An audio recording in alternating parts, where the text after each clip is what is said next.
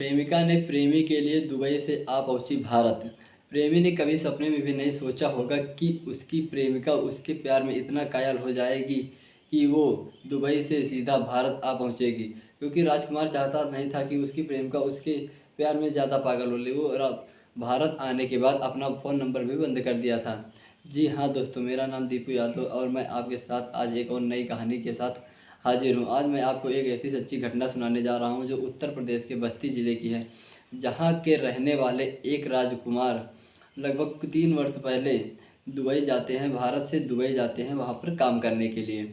और उनको काम करने के लिए वहाँ पर एक होटल में काम दिया जाता है और होटल में उनका काम होता है कुक का। जहाँ पर जिस होटल में राजकुमार को कुक का काम मिलता है, उसी होटल में एक लड़की भी कुक का काम किया करती थी, जो कि नौजवान व काफ़ी खूबसूरत थी और उस लड़की का नाम होता है श्रेया। जब राजकुमार श्रेया को देखता है तो वो सोचता है कि क्या खूबसूरती है श्रेया की, क्योंकि वो श्रेया देखने में ही इतनी खूबसूरत थी कि जो कोई उसे देखता था वो उसे देखता ही रह जाता था। राजकुमार ने के साथ भी ऐसा हुआ, लेकिन राजकुमार एक बात सोचा था, क्योंकि उसे पता था कि दुबई में जो नियम कानून है वो भारत से कुछ ज़्यादा ही सख्त होते हैं। ये बात तो एकदम सही है कि दुबई के नियम कानून जो हैं वो भारत से अधिक सख्त होते हैं, क्योंकि वहाँ पर सुनवाई कम और बहुत ज़्यादा कड़ी से कड़ी सज़ा दी जाती है। इसलिए राजकुमार को सब पता था और उसके घर वाले उसे बता कर भेजे थे कि बेटा वहाँ पर जाना, लेकिन कुछ ऐसा गलत काम मत करना, क्योंकि ये तुम्हारा भारत नहीं दुबई है, वहाँ पे नियम कानून सख्त होते हैं। इसी डर से राजकुमार हमेशा श्रेया से दूरी रहता था, लेकिन भगवान को जो चाहता वो हो ही जाता है, चाहे जितनी दूरियां बना के रखें। तो दोनों अपने आपस में साथ साथ काम किया करते थे और वहीं पर बातचीत किया करते थे, लेकिन कुछ नज़दीकियाँ नहीं बढ़ाते थे, ना कुछ ऐसी बात करते थे। ना कभी राजकुमार श्रेया से कहता था कि मैं तुझे पसंद करता हूँ, ना श्रेया कभी राजकुमार से कहती कि मैं भी तुम्हें पसंद करती हूँ। लेकिन राजकुमार जो था वो हमेशा श्रेया की तरफ देखा करता था, अपना काम किया करता था। इसे देखते देखते लेकिन श्रेया को भी लगने लगा था कि राजकुमार उसे पसंद कर रहा। लेकिन एक दिन दोनों ऐसे बैठे हुए थे, वही होटल में काम करने के बाद बैठे हुए थे और राजकुमार उससे पूछा कि श्रेया तुम कहाँ से हो? तो श्रेया बताती है कि मैं भी भारत से हरियाणा की राज्य से हूँ। और आप कहाँ से हैं? तो राजकुमार बताता है कि मैं भी उत्तर प्रदेश के बांदा डिस्ट्रिक्ट से हूँ। तो श्रेया कहती है ये तो अच्छी बात है, क्योंकि हम दोनों भारत के ही हैं और यहाँ पर जॉब करने आ गए हैं और दोनों वहाँ जॉब करते हैं। फिर धीरे धीरे दोनों के बीच में इसी तरह बातचीत होते होते नज़दीकियाँ बढ़ जाती हैं और वो एक दूसरे को अपने मन की बात बता देते हैं और पसंद करने लगते हैं। तो दोस्तों वहाँ पर जो मतलब होटल में दोनों रहते थे, लेकिन एक साथ रहने की अनुमति नहीं थी। जब उनके बीच में आपसी नज़दीकियाँ कुछ अधिक बढ़ जाती हैं तो राजकुमार को कहता है कि क्या हम लोग कहीं अलग एक प्लॉट लेके रह सकते हैं? तो वो श्रेया जो होती है वो कहती है हाँ ऐसा भी किया जा सकता है, क्योंकि हम लोग को अब तो साथ ही रहना है। तो राजकुमार वहीं दुबई में एक अलग फ्लैट लेता है और वहीं पर रहने लगते हैं और दोनों होटल में काम किया करते हैं। लेकिन उन दोनों के अंदर एक डर हमेशा सताया रहता है, क्योंकि वहाँ के नियम कानून जो इतने सख्त हुआ करते थे। तो लगभग 6 महीने उन दोनों लोग ने एक साथ अपने फ्लैट में रहे और आपस में रहते थे, नज़दीकियाँ थी क्योंकि बातचीत करते थे और प्यार मोहब्बत मतलब इतना ज़्यादा हो गया कि वो एक दूसरे को दिलो जान से चाहने लगे। तो फिर श्रेया ने कहा कि क्योंकि हम लोग शादी ही नहीं कर लेते हैं। तो जब वो वहाँ पर कोर्ट में मतलब जो दुबई होती है वहीं पर एक कोर्ट था, वहाँ पर वो दोनों लोग लीगली शादी करने के लिए गए, क्योंकि उन लोगों के अंदर एक डर बना था कि यहाँ पर कुछ मुझे हम लोगों को हो ना जाए, तो हम लोग शादी कर लेंगे तो हम लोग एकदम सेफ़ हो जाएंगे। जब वहाँ पर जाते हैं और एक वकील से बात करते हैं तो वकील उन लोगों से कहता है कि आप दोनों लोग 23 साल से ऊपर के हैं, यानी 23 साल से ज़्यादा के हैं। आप दोनों लोग अगर रिलेशनशिप में रहना चाहते हैं तो रह सकते हैं, इसमें कोई दिक्कत की बात नहीं है, ना ही कोई कानून आप दोनों के ऊपर लागू होगा। हाँ, लेकिन अगर आप किसी के साथ ज़ोर ज़बरदस्ती या छेड़खानी करते हैं तब आपके ऊपर कानून लागू होता है, लेकिन अगर आप लोग रिलेशन में रहना चाहते हैं तो आपके ऊपर कोई कानून लागू नहीं होता है।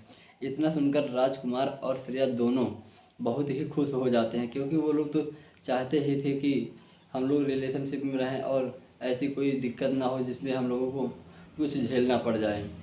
तो फिर वो दोनों लोग फ्लैट में रहने लगते थे, लेकिन अब उन दोनों लोग के बीच में नज़दीकियाँ कुछ ज़्यादा ही बढ़ गई थी। अब उन्हें क्या पता था कि ये नज़दीकियाँ किसी दिन दूर भी होनी हैं, क्योंकि जो लोग दुबई में काम करने जाते हैं आप लोगों को पता ही होगा, उन लोगों का एक निश्चित समय होता है, लगभग 3 वर्ष का होता है, जो कि राजकुमार का पहले पूर्ण हो चुका था। राजकुमार का जब 3 वर्ष पूर्ण हो जाते हैं तो दुबई से भारत आने न चाहते हुए भारत आना उसे पड़ता है। जब वो भारत आने लगता है तो श्रेया की आंख में आंसू आ जाते हैं, लेकिन जो राजकुमार होता है वो कहता है कि आप परेशान मत होइए, क्योंकि मैं भारत जाऊंगा तो वहाँ पर फिर भी आपसे मैं बात की फ़ोन से के द्वारा किया करूँगा, और लगभग मैं वहाँ से 1 महीने के अंदर फिर अपना वीज़ा पासपोर्ट रिन्यूअल करवा कर मैं दोबारा यहाँ आ जाऊँगा, फिर हम दोनों लोग साथ साथ में रहने लगेंगे। लेकिन जब वो राजकुमार दुबई से भारत आ जाता है और यहाँ पर रहने लगता है तो यहाँ पर अपने माता पिता और बहन भाई के साथ इतना ज़्यादा व्यस्त हो जाता है कि उसे श्रेया की याद ही नहीं आती। श्रेया उधर अब उसे फ़ोन ट्राई करती है, लेकिन राजकुमार जो होता है अपनी सिम चेंज कर देता है और वो नंबर नहीं लगा करता है। तो लगभग 2-3 महीने बीत जाते हैं और श्रेया इसी तरह फ़ोन ट्राई किया करती है, लेकिन श्रेया काफ़ी परेशान हो जाती है कि राजकुमार ऐसा क्यों कर रहे हैं, क्यों उनसे बातचीत नहीं हो रही। वो ये सोचने लगती कि राजकुमार के साथ भारत में कोई घटना तो नहीं घट गई या कुछ हो तो नहीं गया।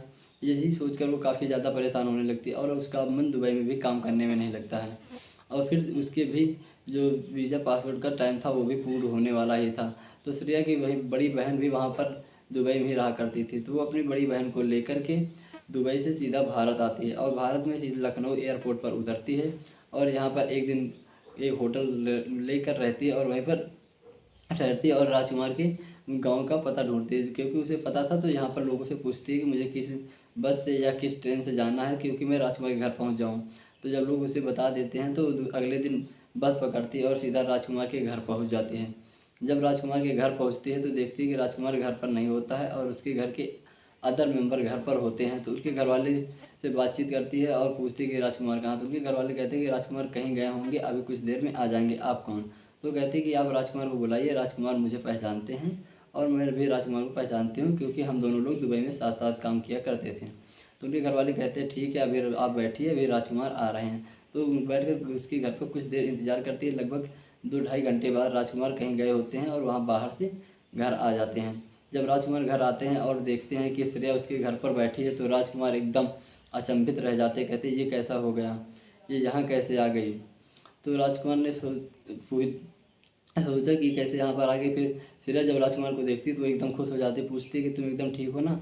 तो राजकुमार कहते हैं हाँ मैं तो बिल्कुल ठीक हूँ। श्रेया कहती क्या तुम्हें मुझे याद हमारी याद नहीं आती। राजकुमार कहता था कि आपकी याद आती है, लेकिन अब क्या करें, पासपोर्ट नहीं रिन्यूअल हो पाया था इसलिए हम नहीं आ पाए। तो श्रेया कहती चलो ठीक, तुम नहीं आ पाए लेकिन मैं तो आ गई हूँ। तो कहती है हाँ चलो ठीक है, वो तो बात अच्छी है कि तुम ही आ गई कम से कम। फिर दोनों आपस में बैठकर बातचीत करते हैं। उसके बाद राजकुमार के घर वाले पूछते हैं कि ये कौन है। तो राजकुमार बताता है कि श्रेया, अपने बारे में कि श्रेया हमारे वहाँ थे, हम लोग वहाँ साथ में रहा करते थे। तो ये बात सुनकर राजकुमार के घर वाले काफ़ी नाराज़ हो जाते हैं, क्योंकि वो कहते हैं कि तुमने मतलब बिना पूछे घर वाले से ऐसे क्यों कर दिया। तो घर वाले सोचकर काफ़ी परेशान होने लगते हैं और राजकुमार को भी समझाते हैं। राजकुमार लेकिन जो होता है वो कुछ समझ आता है, लेकिन जो श्रेया होती है वो समझती नहीं, वो क्योंकि वो तो एकदम राजकुमार को चाहने लगती है। फिर राजकुमार से वो शादी करने की जिद करती है, लेकिन राजकुमार के घर वाले ये शादी करने से मना कर देते, क्योंकि कहते हैं कि शादी आप लोगों की नहीं हो पाएगी। तो श्रेया कहती नहीं मैं तो रहूँगी यहीं। तो श्रेया उन्हीं के घर पर रहने लगती है और फिर जब कुछ दिन बीत जाते हैं तो श्रेया की जिद के कारण राजकुमार के घर वालों को उससे शादी करवानी पड़ती है और वो दोनों जाकर कोर्ट मैरिज करवा लेते हैं और घर में रहने लगते हैं। लेकिन एक दिन ऐसा होता है कि राजकुमार श्रेया से कहता है कि चलो आज हम मार्केट चलेंगे और आपको भी लेके चलेंगे, वहाँ कुछ शॉपिंग करनी है। तो राजकुमार जो है श्रेया को लेकर जाता है मार्केट, वहीं पर पूरे घर के साथ, और सब लोग वहाँ पर कुछ शॉपिंग वगैरह करते हैं। लेकिन श्रेया को राजकुमार कहता है कि आप इस एक दुकान पर बैठा देता, कहता आप इस दुकान पर बैठिए, मैं अभी को थोड़ी देर में कुछ सामान लेकर आ रहा हूँ। तो श्रेया वही दुकान पर बैठ जाती है और राजकुमार के बाकी घर के सदस्य पहले ही जा चुके होते हैं और राजकुमार भी वहाँ से चला जाता है। और जब श्रेया वहाँ पर बैठे बैठे लगभग 1 से 2 घंटे बीत जाते हैं और श्रेया इंतजार करती है और राजकुमार वापस नहीं आता, तो श्रेया फ़ोन ट्राई करती है। जब राजकुमार का फ़ोन ट्राई करती है तो राजकुमार का फ़ोन नहीं लगता है। तो श्रेया को थोड़ा परेशान होती है, सोचती कि या तो फ़ोन बंद हो गया होगा, चलो ठीक है अभी लगभग 1-2 घंटे बाद आ जाएंगे। लेकिन शाम 4-5 घंटे बीतने के बाद शाम हो जाती है और राजकुमार वापस नहीं आते, तो श्रेया एकदम परेशान हो जाती है और वहाँ से लौट कर सीधा घर आती है। जब श्रेया घर आती है तो यहाँ पर देखती है कि इसके घर में ताला बंद होता है और राजकुमार के घर पर कोई नहीं होता है। तो श्रेया जब घर पर आती है बैठी रहती है, इंतज़ार करती है। लगभग 2-3 दिन बीत जाते हैं और उनके घर का कोई सदस्य और ना ही राजकुमार वापस आता है। तो श्रेया कहती है कि ये लोग कहाँ चले गए, तो कुछ पता नहीं चलता। श्रेया गांव के लोगों से उनके बारे में पूछती कि ये लोग कहाँ जा सकते हैं। तो गांव के लोगों को भी कुछ अंदाज़ा नहीं था, वो लोग भी कुछ बताने से मना कर देते। श्रेया तो उनके गांव के लोग भी श्रेया से कहते हैं कि चलो ठीक, वो लोग तो घर छोड़ के चले गए, लेकिन अब तुम भी अपने घर हरियाणा चली जाओ। श्रेया कहती है नहीं, मैं अपने घर हरियाणा नहीं जाऊंगी, मैं यहीं पर राजकुमार के घर पर ही रहूँगी, ना कुछ खाऊँ, जब तक वो नहीं आएंगे ना कुछ खाऊंगी ना पीऊँगी, यहीं पर मर जाऊँगी। तो ये सब सुनकर गांव वाले उसे समझाते हैं, लेकिन श्रेया मानने को तैयार नहीं होती है। श्रेया वहीं पर रहती है, लगभग एक हफ्ता बीत जाता है। फिर धीरे धीरे श्रेया कुछ खाती पीती नहीं तो उसकी तबीयत बिगड़ने लगती है। इसी तरह करते हुए लगभग 10 से 12 दिन हो जाते हैं और श्रेया की काफ़ी तबीयत बिगड़ जाती है। जब काफ़ी तबीयत बिगड़ती हुई देख के गाँव के लोगों से नहीं देखा जाता तो वो लोग पुलिस को इन्फॉर्म करते हैं और श्रेया को ले जाकर एक अस्पताल में भर्ती कराते हैं, जहाँ पर श्रेया का इलाज चलता है। और पुलिस राजकुमार के नाम व उनके घर वालों के नाम पर एक मुकदमा दर्ज करती है और श्रेया से कहती है कि ठीक है, आप आराम से रेस्ट करिए और अपना इलाज करवाइए, मैं अभी राजकुमार को ढूंढ लूँगा, क्योंकि वो लोग कहाँ हैं मुझे नहीं। तो पुलिस अपना काम करती है और इधर श्रेया का इलाज चला करता है, लेकिन अभी तक जो राजकुमार के घर वाले हैं वो श्रेया को अभी तक मिले नहीं, क्योंकि पुलिस भी अभी तक ढूंढ नहीं पाई है। पता नहीं वो लोग कहाँ चले गए। श्रेया की तबीयत सही हो जाती है, लेकिन उन लोगों का कोई पता नहीं चल पाता है। तो अभी तक श्रेया को इंसाफ के लिए कोई मिला नहीं, क्योंकि वो लोग को कोई पता वता नहीं है कि राजकुमार कहाँ चले गए। अगर आपको ये घटना थोड़ी भी अच्छी लगी हो, ये कहानी, तो आप अगर श्रेया को इंसाफ दिलाना चाहते हैं तो इस वीडियो को लाइक शेयर व चैनल को सब्सक्राइब कीजिए, क्योंकि आपको इस घटना से कुछ ना कुछ प्रेरणा ज़रूर मिलती है और कुछ ना कुछ समाज के बारे में समझने और जानने के बारे में मिलता है।